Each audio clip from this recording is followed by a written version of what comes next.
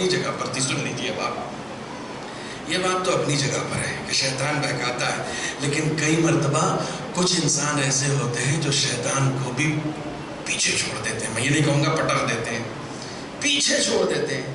ایک دن ہوا یہ، شیخ سعدی نے بہت ساری داستانیں لکھی ہیں. اسی طرح کی جو داستانیں فارسی میں اکثر عبرت کے لیے لکھی جاتی ہیں، ان میں سے ایک داستان ہے کہ شیطان جو ہے کسی انسان کے ہمراہ ہو گیا.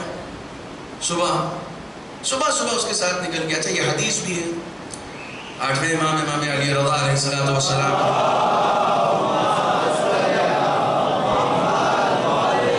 انسان جب گھر سے نکلتا ہے تو اس کے ساتھ 2 فوجیں ہوتی ہیں، یا تو وہ رحمان کی فوج کے ساتھ چلتا ہے یا شیطان کی فوج کے ساتھ چلتا ہے. توجہ فرمائیے گا. اب انسان گھر سے نکلا اور شیطان اس کے ساتھ ہو گیا.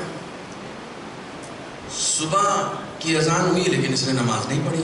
کس نے؟ بولیے کس نے؟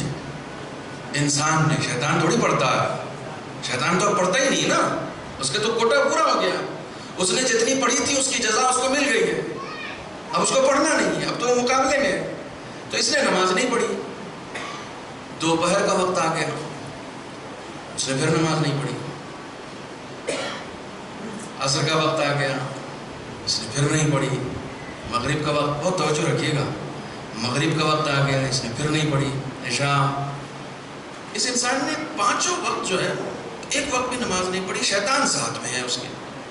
جب رات سونے کا وقت آیا نا تو شیطان نے کہا ایک چھت کے نیچے ہم تو نہیں رہ سکتے. اس نے کہا کیوں؟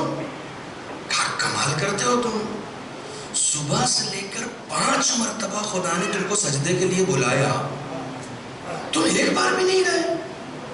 مجھے ڈر ہے کہ کہیں اس چھت کے اوپر کوئی عذاب نہ نازل ہو جائے. خوش فہمی میں نہ مبتلا رہیے گا. مجھے ڈر ہے کہ کہیں اس وقت کوئی عذاب نہ نازل ہو جائے. تو انسان کہتا تم شیطان ہو، میں نہیں. اگر عذاب نازل ہوگا نا تو تمہارے اوپر ہوگا، میرے اوپر تھوڑی ہوگا.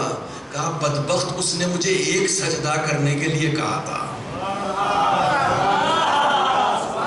اس نے مجھے ایک سجدہ کرنے کے لیے کہا تھا، میں نے اس کا